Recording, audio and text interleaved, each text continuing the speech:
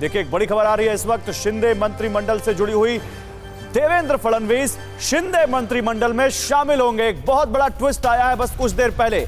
BJP के राष्ट्रीय अध्यक्ष जेपी नड्डा ने सामने आकर टीवी चैनलों के ये कहा, एएनआई को दी अपनी बाइट में कहा उन्होंने कि त्याग किया है बीजेपी नेताओं ने और वो ये उम्मीद करते हैं, आग्रह करते हैं कि देवेंद्र फडणवीस सरकार में शामिल हो और डेप्यूटी सीएम बने। ये कहा जेपी नड्डा ने और उसके बाद जानकारी ये आ रही है कि जेपी नड्डा के कहने पर देवेंद्र फडणवीस इस सरकार में शामिल होंगे और डेप्यूटी सीएम बनेंगे। जेपी नड्डा ने कहा कि जनता की भलाई के लिए शिंदे का समर्थन करेंगे। सुनिए जेपी नड्डा ने क्या कहा। भारतीय जनता पार्टी की केंद्रीय टीम ने इस बात को तय किया है कि देवेंद्र जी को सरकार में आना चाहिए और सरकार में पदभार संभालना चाहिए, और इसलिए देवेंद्र जी से व्यक्तिगत रूप में भी आग्रह किया है और केंद्र ने इस बात को निर्देशित किया है कि देवेंद्र जी उप मुख्यमंत्री के रूप में, डिप्टी चीफ मिनिस्टर के रूप में कार्यभार संभालें। और हमारे पॉलिटिकल एडिटर अमोद राय इस वक्त हमारे साथ जुड़ चुके हैं। अमोद, कुछ देर पहले जब देवेंद्र फडणवीस ने यह ऐलान किया कि एकनाथ शिंदे सीएम होंगे, तब लगा कि देवेंद्र फडणवीस कम से कम इस सरकार में तो शामिल नहीं होंगे, लेकिन एकदम से जेपी नड्डा का इस तरह से सामने आना कैमरे पर और कैमरे पर यह ऐलान करना कि देवेंद्र फडणवीस डेप्यूटी सीएम होंगे, ये क्या हो रहा है?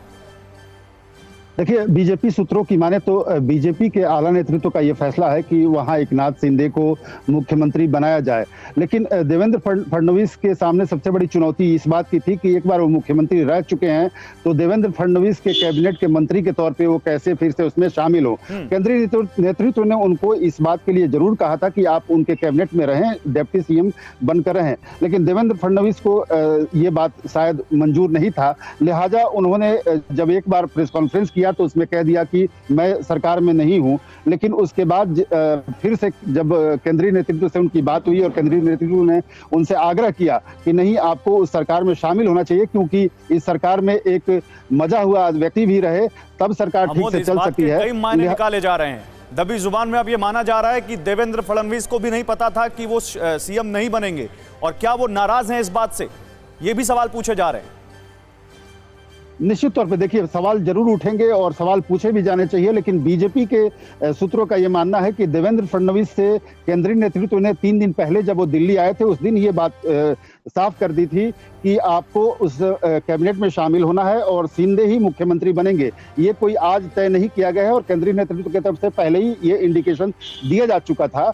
देवेंद्र फडणवीस मेंटली इस बात को लेकर प्रिपेयर्ड नहीं थे, क्योंकि सारी कवायद वो खुद कर रहे थे, तो उनको कहीं ना कहीं इस बात का निश्चित तौर पे मन में हो सकता है कि रोष हो या दुख हो कि हम इस कैबिनेट में कैसे शामिल हो जिसमें सरकार के मुखिया के तौर पे हमें रहना था। केंद्रीय गृह मंत्री अमित शाह का भी एक ट्वीट आया है इसी से जुड़ा हुआ। महाराष्ट्र की सियासी हलचल पर अमित शाह ने एक ट्वीट किया है।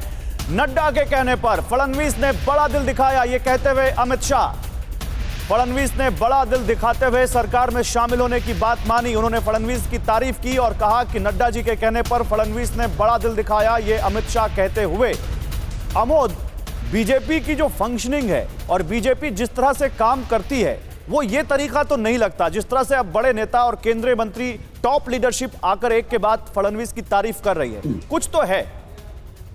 निश्चित तौर पे गौरव, आप जो बोल रहे हैं वो आपका जो प्रश्न है जायज है, और कहीं ना कहीं कंफ्यूजन की स्थिति क्रिएट तभी हुई है जब देवेंद्र फडणवीस ने एक बार कह दिया कि वो कैबिनेट में शामिल नहीं होंगे, लेकिन थोड़ी ही देर बाद पहले बीजेपी के राष्ट्रीय अध्यक्ष का बयान आता है, उसके बाद गृह मंत्री के द्वारा ट्वीट किया जाता है कि वो शामिल होंगे। तो ये कहीं ना कहीं कंफ्यूजन की स्थिति बनी है तब, जबकि देवेंद्र फडणवीस तैयार नहीं हो रहे थे उप मुख्यमंत्री पद लेने के लिए। कहीं ना कहीं उनका ईगो हर्ट हुआ होगा, कहीं ना कहीं उनके मन में ठेस पहुंची होगी कि वो एक मुख्यमंत्री के तौर पर सामने आने के लिए लगातार प्रयासरत थे और इतनी मशक्कत कर रहे थे, तोड़ जोड़ जो हो रही थी या शिवसेना के साथ बातचीत में लगातार वो शामिल थे। जो ये टीस है या जो ये नाराजगी है, चाहे केंद्रीय नेतृत्व के दबाव में फडणवीस अब मान गए हो, लेकिन अब 2.5 साल जो आगे सरकार चलेगी उस पर इस नाराजगी का असर देखने को मिल सकेगा क्या, मिल सकता है क्या?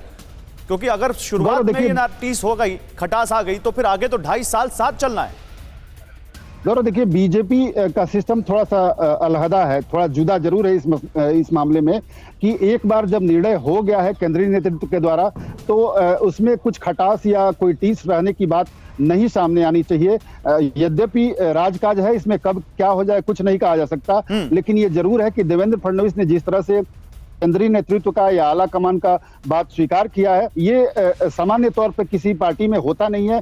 बीजेपी में ये जरूर हो सकता है और देवेंद्र फडणवीस जब एक बार स्वीकार कर लिए हैं तो उनको डिप्टी सीएम के तौर पे पूरे शिद्दत के साथ अपना काम करना होगा। ये बात लगभग तय हो चुका है।